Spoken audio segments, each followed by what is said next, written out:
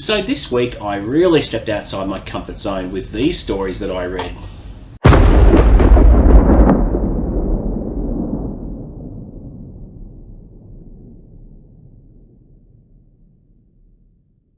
What's up guys, welcome back to Unlimited Reads. My name is Chris and today I'll be talking about New Worlds November Week 3, the reading project created by the Bookish Bryants, where for the month of November, myself along with all the co-hosts read science fiction works, and at the end of each week or during each week everyone uploads their videos and we essentially compare notes, which is awesome. Now stick around for the end because I do have a little bit of show and tell, and given that normally a Sunday is my weekly reading wrap-up day, because this video falls on that day, I'll include a little bit of what went on this week as well, because I did manage to read another awesome book that I'll share with you shortly. But this week's theme was any work of fiction predating 1965. Now for my pick, I went with The Illustrated Man by Ray Bradbury. It is a book of about 18 short stories, and look, I have to be honest, I didn't love it.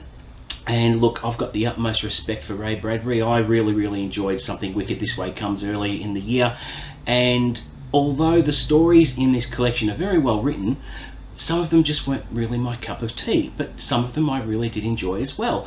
Some of them I just didn't find interesting and didn't really grab me as I thought they would. And I know how much the book is regarded among the sci-fi community, and it could be a bit of me as well, being so green to science fiction. I haven't really read much of it, and I haven't been widely enough read in sci-fi to develop a deeper appreciation for the genre. And look, over time, if I ever revisit it after I read a bit more science fiction, I may revisit it and enjoy it, who knows. But certainly no disrespect to Ray Bradbury, and I appreciate that a lot of the fans love this book, and that's absolutely fine. Just some of the stories didn't quite gel with me. But I'm going to not talk about every story. I'm just going to do it as a bit of a whole. I'm going to pick out the stories that didn't gel with me and the stories that I actually enjoyed, and there were a few of those that I really did enjoy.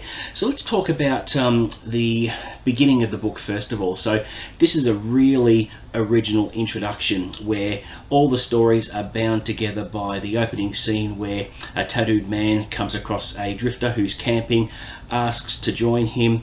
This man has tattoos all over his body, and all the tattoos resemble some sort of story. Now he is an outcast. He's been shunned by people because of how at night time the designs on his body come to life, and they're actually stories that tell of various futures, and people are afraid of this man, but the actual stories are the tattoos on him. So it's really original idea to start the collection off. Now I drew some parallels with Clive Barker's Books of Blood with this one. In Books of Blood, it starts off with a man having the stories carved into his flesh, so it's sort of similar, but it's better than just having a boring introduction and saying here are the stories. It sort of binds them all together in a main narrative, which I found was a really clever way of doing things. Okay, so let's look at the stories that I didn't quite enjoy. The first one I'll talk about is The Highway. It's a very short piece and I found it pretty confusing. It didn't seem to have a clear beginning, middle or an end. It alludes to the fact of nuclear war and the end of the world, but it had no real conflict for me, which, you know, a story has to be enthralling, it has to have conflict to draw me in, and just didn't do that. The next one is The Fire Balloons. It didn't do anything for me there. Priests go on, act as missionaries on a mission to Mars, where the inhabitants there are just pure balls of energy, so they don't sin and therefore don't need redemption. I found it a little boring, if I could say that. But you know, even though these stories I didn't 100% like, they're still well written. I want to make that pretty clear that Ray Bradbury is an awesome writer, so no disrespect there. Another one was Night and Day, which was very short. This is about a man among others who dream about the end of the world and knowing it's going to happen, and him and his wife are like, whatever will be, and there was no real conflict in that one either. So it wasn't anything interesting enough to draw me in. It was fairly linear, and just didn't gel with me. It wasn't my cup of tea. But having said that, there are some good stories that I really did enjoy. For instance, Kaleidoscope is one of the best stories in the book. It opens up with a hook straight away with a crew of astronauts flying through space because their rocket's blown up, and they've got communication through their radios in their spacesuits, but they're all going off in different directions. One's going into an asteroid belt, another one's going somewhere else, drifting miles and miles and hundreds and thousands of miles apart, and the main character is hurtling towards Earth. And it's interesting that Ray Bradbury describes and explores what goes on in his head whilst he's falling to Earth. When you're in that sort of situation, your life would flash before your eyes, and you would be questioning everything about your life, what you didn't do, all the regrets you had, how you dwell on those things because time's running short. You're hurtling towards Earth at thousands of miles an hour, out of control, and the main character thinks back on his life, and he wonders what he could have done differently and what he could have done to redeem himself a little bit better and make a difference in someone's life. And then as he hurtles into the Earth's atmosphere, he essentially turns into a meteor, so he turns into flaming debris, and it's a child on the planet's surface, on Earth's surface, that looks up and sees the character as a meteor entering the Earth's atmosphere, and he makes a wish upon a shooting star. So without knowing what he's done, the character has actually made a difference in a little boy's life, and I just found that really, really bittersweet, and it was very, very touching. So that's probably going to be my favourite story of the collection. The next one I really enjoyed was The Veldt. This is about how everyday life is ruled by technology, and everything's done for you. So you'll have your meals prepared for you, and they pop up on the table, and any modern or futuristic convenience you can imagine, it's there. And there's a special room. It's kind of reminds me of a holodeck from Star Trek, where the children control what themes the room has. So in this, they have a theme of an African savannah, where there's tigers and lions, and they play in there, and they have picnics and whatnot. And it gets to a point where the parents are quite worried because things are getting out of control, and they try to ban the room from the kids, the daughter and son, and that's a mistake, because when they do that, the kids get revenge on their parents in a pretty dark, macabre way. So I found that was a very, very frightening premise, very, very original. Hadn't read anything like that before, but certainly very, very clever, and makes you worry about what technology is in store in the future. So that was quite confronting, but very, very very well done and very compelling, and just kept me turning the pages. So that was another really good story. There's another one called The Other Foot, where it's a strange piece where people of colour live on Mars after a massive insurrection and war between the whites and the blacks on planet Earth, and a lone white man arrives on the planet, and these people are ready to lynch him because of the hatred they have toward the whites. And it turns out that in the end they reconcile their differences with the man, and it's a whole happy ending, and it ends on a positive note. So that was rather good. Another interesting one was The Long Rain. This was really, really interesting in the fact that Ray Bradbury reimagines the planet surface of Venus.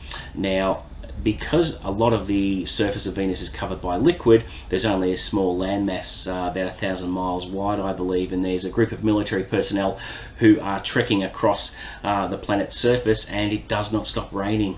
They walk in the rain, they don't get any shelter from the rain, it bleaches their clothes, they don't get any respite from the rain at all. All they want is some shelter, and the government has put up these sun domes, which is a haven where it's essentially a house, and on the roof there's a sundome which creates heat and light, and there's food there and warm clothes and towels.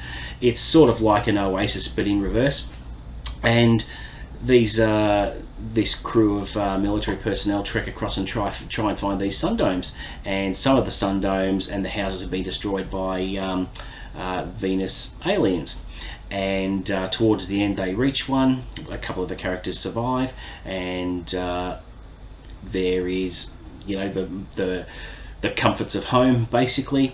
But what I found interesting about this one was, were these sundomes real, or were they just in the characters' heads? Because it just seemed a little bit too good to be true, and I thought maybe it's the madness of being under constant barrage of this strange rain on Venus. But I found it very, very fascinating and really, really interesting.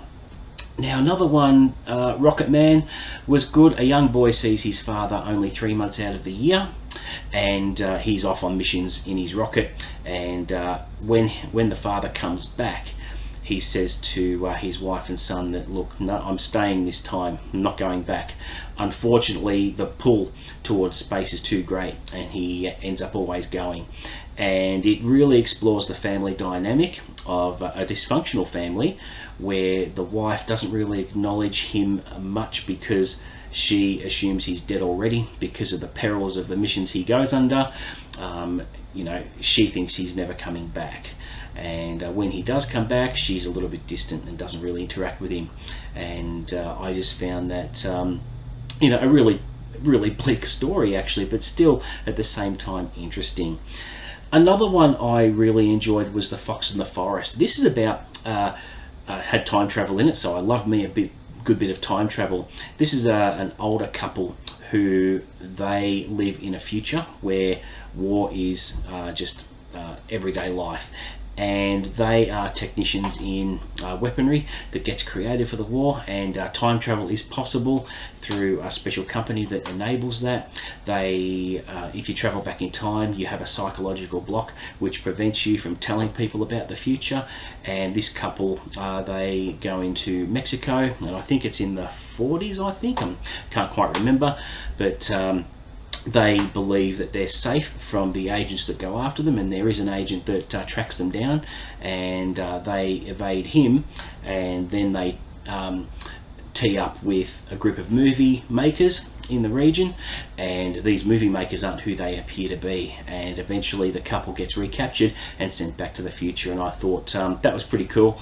It was a really well written story, and it was interesting. So there you go. But overall, the book was fine.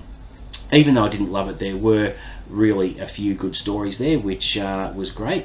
They were written about all the stories were written around the time that Mars was a massive thing back then. You know, in the 1950s, science fiction was in its golden age, and it was all about rockets to Mars and missions to Mars, and you know, a lot of the stories take place on Mars in the book. I just think that you know, the fact that Mars fueled the imagination of a generation is pretty big, and I completely respect that. And I think with Ray Bradbury's work, I believe The Martian Chronicles is meant to be really good as well, so I'll certainly be picking that up in the future, because people have said that The Martian Chronicles is the best work that Ray Bradbury has ever done.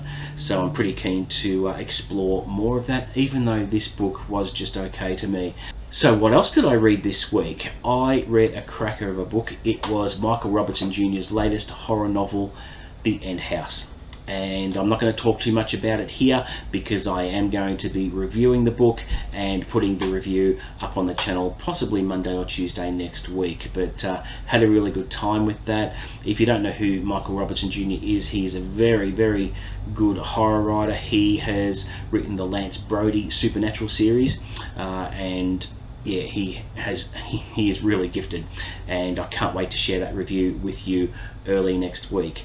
Now, before I go, I do have a bit of show and tell this week. Now, I've indicated that I'm going to be hopefully reading a little bit more historical fiction next year, and I have decided to go with Shogun by James Clavell. It's a monster, guys. It is 1100 pages. It's meant to be really epic. I hear really good things about it. It is currently in the poll that I'm running for me asking for help to pick my next reading vlog. This is one of them, along with House of Leaves and Centennial by James A. Michener. So this is in the running, and we'll see how the votes go towards the end of next month and see what my reading vlog is going to be, but certainly looking forward to that. Now, this isn't the show and tell item. Yesterday I actually was in a thrift store and I managed to pick up 2 of James Clavell's other books called Noble House, which is 1400 pages long. It's a monster. And I also had Taipan as well, which is part of the Asian saga, which I'm really looking forward to getting into early next year. Now, the good thing about these 2 books is they came in a factory sealed box set, which was incredible because the just looking at the sticker on the box set, it probably came out in the early 90s. So for $2, I might add, I paid for it, which was a really good deal. So I'm really excited to start a bit of James Clavell's fiction next year. It's certainly on the list. And also I did a short video about this week on Tuesday. I got some lovely book mail, and just let me try and lift this thing. It's heavy as, but I got Varney the Vampire. This is the first volume. There are 2 volumes where this is the original Penny Dreadful from the 1800s, and it is, I'll just show you here, it's got 2 columns for the text, okay, and it's got awesome illustrations. Look at this. And it's that big. It's not even as big as a hardback. It's bigger than a hardback. It feels like a high school textbook. Now, this is how heavy my Year 10 maths book was back in the day. But I would like to thank Greg over at Another Bibliophile Reads for the recommendation of this one. After watching his video, it made me want to go out and buy it. It was very reasonably priced as well. I think about 40 bucks Australian, which was very reasonable, and I'm hopefully going to get stuck into that one early next year as well. I'm not going to be waiting too long to delve into that, so we'll see how that goes. Now, what am I going to be reading next week? So next week is week 4 of New Worlds November, and the theme for next week is robots and AI, and for that I have chosen iRobot, and you get extra credit if you choose a different medium to read it with rather than just a physical book. And I am going to be listening to the audio book, which will be great. I can listen to that while I'm working, or you know, at any time during the day, and looking forward to yeah, hearing the book instead of reading it, which will be great.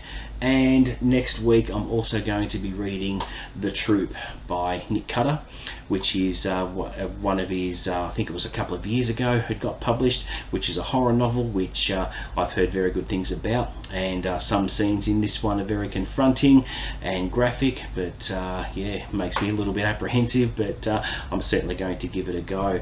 Now, as of today, at the time of recording this, because I enjoyed The End House by Michael Robertson Jr. so much, I decided to buy the whole Lance Brody digital set of books. There are 7 books, including the prequel novella, and you know, it cost me $12, which I think is very good value considering it's got 2,500 pages of content, and I'm really looking forward to getting stuck into that. So the novella is fairly short. I think it's about 200 pages or thereabouts, so I'll hopefully finish that today, being Sunday. And then next week, yeah, straight into iRobot and The Troop.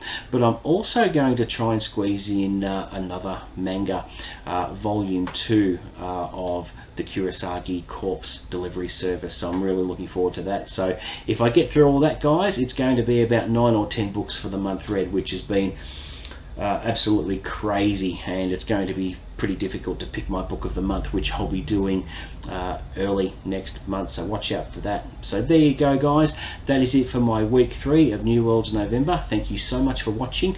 Please don't forget to like and subscribe. Please offer up any comments below, and I'll always respond to those. Always up for a chat. But until next time, guys, see you later.